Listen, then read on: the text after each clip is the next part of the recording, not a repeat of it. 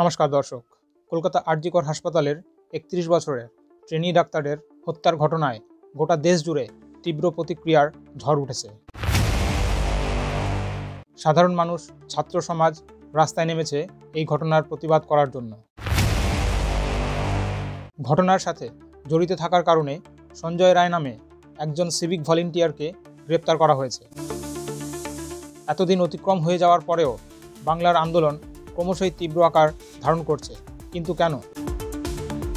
ঘটনাটি রাজনৈতিক মোড় নেয় যখন মধ্যরাতে বিক্ষোভ চলাকালীন একদল জনতা হাসপাতাল ভাঙচুর করে এবং হাসপাতালের জরুরি ওয়ার্ডটি সম্পূর্ণ ভেঙে ফেলে।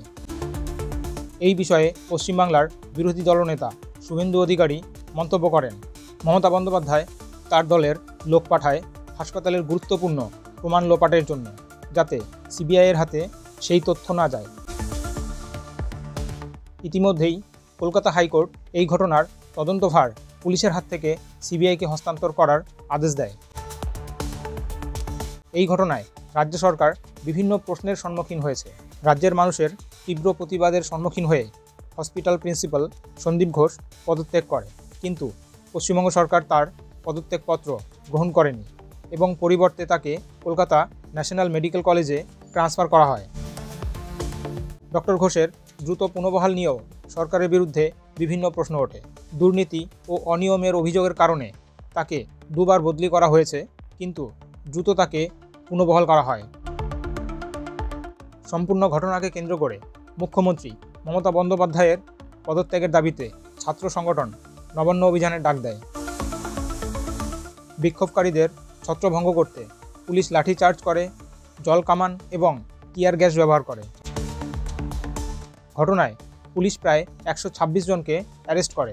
নবান্ন অভিযানের সময় শান্তিপূর্ণ বিক্ষোভে পুলিশের দমনপীড়নের প্রতিবাদে পশ্চিমবাংলার ভারতীয় জনতা পার্টির সভাপতি সুকান্ত মজুমদার ১২ ঘন্টার বাংলা বন্ধের ডাক দেয়।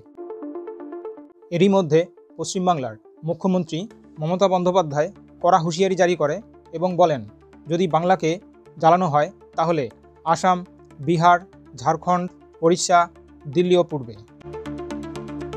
মমতা বন্দ্যোপাধ্যায়ের সতর্ক বার্তায় ভারতীয় জনতা পার্টি প্রতিক্রিয়া জানায়।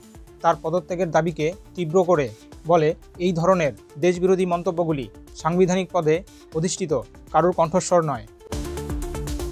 মমতা বন্দ্যোপাধ্যায়ের মন্তব্যকে ঘিরে আসামের মুখ্যমন্ত্রী হিমন্ত বিশ্ব শর্মা প্রতিক্রিয়া দেয়, দিদি, আসামকে হুমকি দেওয়ার সাহস কীভাবে হলো?